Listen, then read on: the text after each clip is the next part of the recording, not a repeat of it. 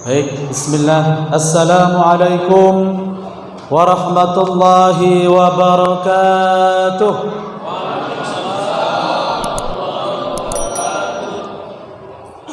Hamdan wa syukran lillah, salatan wa salaman ala rasulillah, amma ba'dah. Qala Allah Ta'ala fi kitabihil karim, a'udzu billahi minasy syaithanir rajim. I'lamu annamal hayatad dunya la'ibun wa lahu wa zinatun wa tafakhurun bainakum wa takathurun fil amwali wal aulad ila akhir surah. Sadaqallahul azim. Hadratal mukarramin yang kami muliakan, imam masjid, para guru-guru kami, para alim, para ulama, para asatid, bapak dan ibu semuanya, hadirin, adik-adikku semuanya, tidak lupa, mudah-mudahan pada malam hari ini senantiasa diberikan kemuliaan oleh Allah Subhanahu wa taala. Amin. Pada malam hari ini Bapak Ibu yang dimuliakan Allah Subhanahu wa taala, sebagaimana yang sudah tertulis di jadwal di seluruh masjid-masjid di malam yang ke-12 ini menyampaikan kultum yang berjudul 3 akibat dosa di akhirat. Adik-adik yang sedang mencatat, 3 akibat dosa di akhirat. Bapak Ibu yang dimuliakan Allah Subhanahu wa taala, pernahkah Bapak Ibu bermimpi dan mimpi itu sangat buruk, Pak? Mimpi dikejar hantu, kalau adik-adik sering bilang. Kalau orang tua sudah levelnya udah lain, mimpi dicekik orang. Dan pada saat itu, Bu, Pak, Ibu bisa terbangun dari mimpi buruk itu, Pak. Begitulah sekiranya nanti Bapak Ibu, kalau kita sudah menutup mata kita menuju gerbang akhirat. Kira-kira paham sampai sini Bapak Ibu? Orang tidur tidak akan pernah sadar kalau dia itu sebenarnya tidur, tapi dia akan sadar ketika dia bangun dari tidurnya. Betul? Orang hidup di dunia ini Bapak Ibu sama, sifatnya itu main-main, berbangga-bangga, memperbanyak apa yang dia miliki. Tapi nanti dia itu akan sadar kalau sudah meninggal dunia, ajalnya sudah sampai, Pak.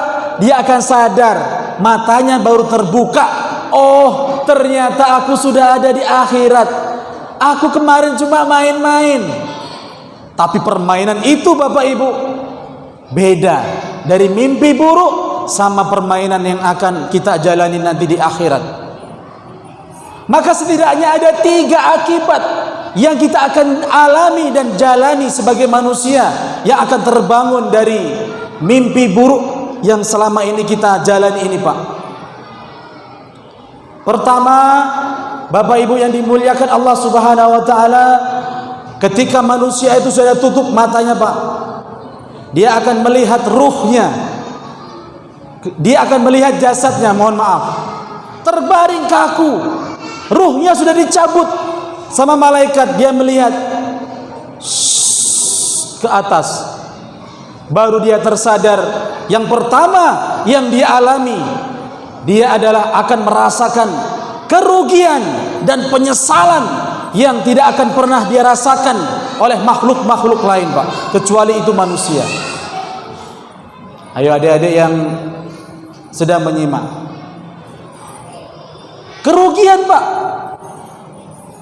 Apa dasarnya, Pak Ustadz? Itu yang menyatakan bukan saya, Pak, Allah langsung. Yang sebagaimana yang saya sampaikan di atas, Bapak Ibu, i'lamu annamal hayatad dunya la'ib. Ketahuilah manusia bahwa kehidupan dunia itu cuma permainan, walahu, dan sesuatu yang memalingkan dirimu. wazinah, yang bersifatnya ini adalah perhiasan. Kata Allah Subhanahu wa taala, wa tafakhurum bainakum wa takasurun fil amwali wal aulad. Kamu kebanyakan hidup di dunia itu cuma main-main dan memperbanyak harta dan membanggakan anak-anak yang kamu miliki. Sekarang sudah masuk di alam barzakh, mereka akan mengalami penyesalan dan kerugian. Kalau menyesal aja Pak, mungkin belum sakit, tapi kalau sudah rugi, ditimpa lagi sakit yang mendalam Pak. Makanya di Quran surah Al-Mu'minun itu di ayat 99 sampai 100-nya itu Bu, qala rabbirji'un la'alli an a'mala salihan fima tarak.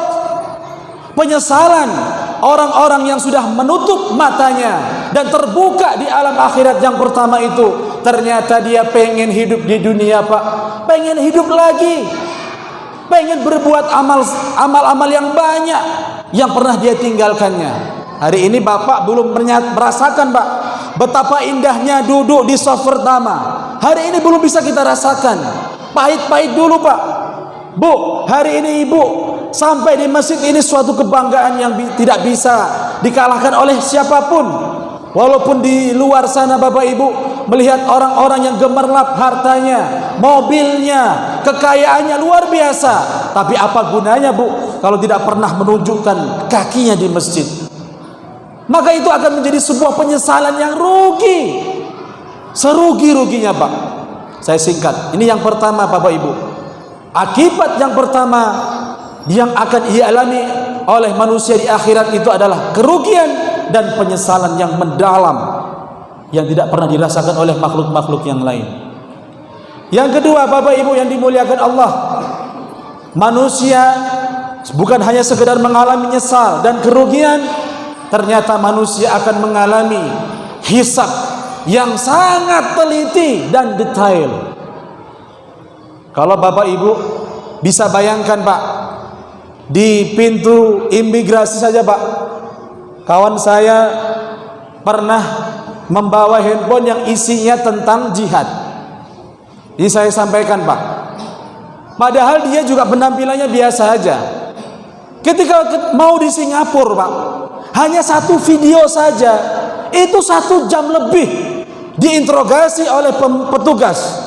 Video ini dari mana? Kamu download atau dikirim sama teman? Lalu ini isinya tentang apa? Baru 1 video Pak. Loh, nah yang apa yang kita miliki ini? Ada harta, ada ilmu, ada waktu, ada usia yang kita habiskan ini Pak. Bagaimana Bapak Ibu bisa bayangkan? Gak bisa terbayang lagi. Makanya hari itu semua orang akan menyesal, merunduk, takut sama Allah Subhanahu wa taala. Tapi apa gunanya Pak? Sesuatu yang sudah kita tinggalkan di dunia yang secuil ini, yang sesingkat itu. Maka Bapak Ibu kita ajak untuk berpikir malam ini. Bulan suci Ramadan diberikan, sudah tua loh Pak kita Pak. Kita bukan sudah muda lagi, kita bukan masih muda, masih juga berleha-leha. Tapi itulah sifatnya manusia. Kalau sudah nanti di sana, fa amma man utiya kitabahu biyaminih fasawfa yuhasabu hisaban yasira. Siapa yang di dunia di sana nanti Pak diberikan buku catatannya dari arah kanan, Bapak Ibu akan dipanggil dengan nama-nama terbaik. Muhammad, Abdullah, nama-nama yang disandarkan kepada Nabi dan sahabat dipanggil.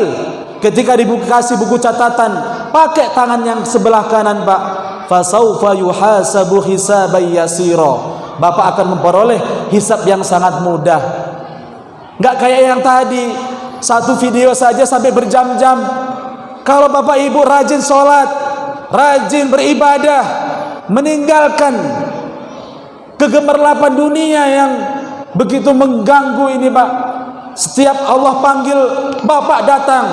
Setiap Allah perintahkan, Bapak datang. Menyisihkan pekerjaan-pekerjaan yang melalaikan. Bapak akan diberikan hisab yang mudah Pak. Ya Allah, saya dulu banyak dosanya, tapi juga banyak amal kebaikannya. Hari ini Bu, Pak, kalau seandainya dibayangkan Bapak Ibu lolos, silahkan menuju perjalanan selanjutnya. Enak Pak. Bagaimana dengan orang-orang yang tidak pernah pergi datang ke masjid? Bagaimana dengan orang-orang yang tidak pernah tahu tentang masjidnya? Jangankan sholat 5 waktu Pak, hanya datang ke masjid saja gak pernah. Na'udzubillah summa na'udzubillah. Bagaimana ini Pak? Gak bisa dibayangin lagi kerugian dan penyesalan itu.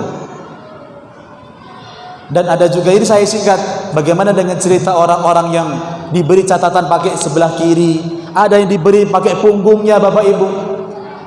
La ilaha illallah, tak bisa dibayangkan lagi. Dan yang ketiga, akibat yang kita torehkan hidup di dunia dan berakibat di akhirat, orang akan mengalami yang namanya siksaan dan derita yang sangat pedih.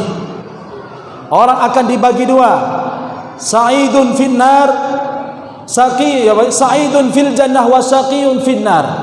Ada orang-orang yang dibagi dua, ada orang yang gembira menuju tempat surganya, dan ada orang-orang yang celaka menuju neraka. Dan orang-orang yang divonis oleh Allah Subhanahu wa taala harus ke neraka, maka dia dirundung rasa yang sangat pedih Pak. Karena bayangkan neraka saja Pak, diinjak di tepi neraka saja, belum masuk lagi. Itu otak kita ini sudah mendidih Bapak Ibu. Bagaimana kalau memasukinya? Dan itu kebanyakan yang dialami oleh orang-orang kafir. Fayaqulu ya laitani kuntu turaba. Kalau emang seperti ini ya Allah kehidupan itu, kalau sudah seperti ini ya Allah, mending aku jadi debu saja. Itu jeritan orang-orang kafir Pak. Ketika dihisap selesai, ada hewan yang dihidupkan sama Allah. Hei hewan, dulu kamu diadu manusia, sekarang tuntut keadilan. Siapa yang mengadu dirimu dulu? Dibangkitkan orangnya, didatangkan hewannya, diadu di neraka. Setelah puas, hewan itu dikembalikan sama Allah seperti debu Pak. Itu yang sering kita baca ayatnya ini. Fayaqulu ya laitani kuntu turaba. Kenapa sampai orang kafir mengatakan pengen jadi debu? Karena pada saat itu hewan-hewan yang dihidupkan sama Allah setelah impas, karena dulu tidak ada karena hewan-hewan tidak ada hisapnya, hanya cuma minta keadilan. Kenapa saya ya Allah jadi kambing tetapi diadu sama manusia?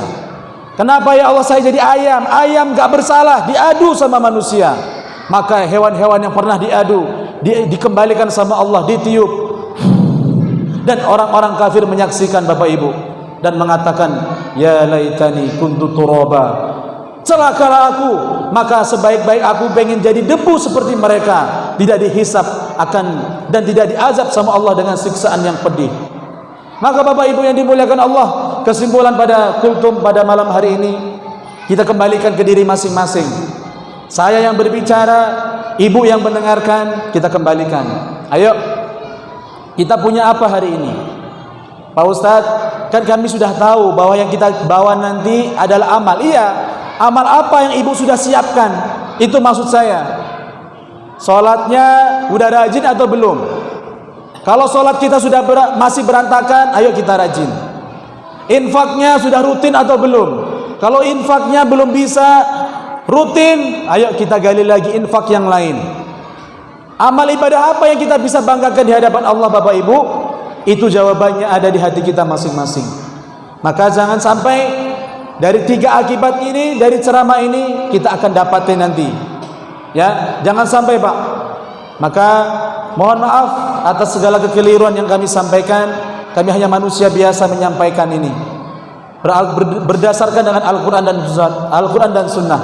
Mudah-mudahan bisa bermanfaat untuk pribadi saya dan Bapak Ibu semuanya. Amin amin ya rabbal alamin. Usikum wa nafsi bi taqwallah wal afu minkum. Assalamualaikum warahmatullahi wabarakatuh.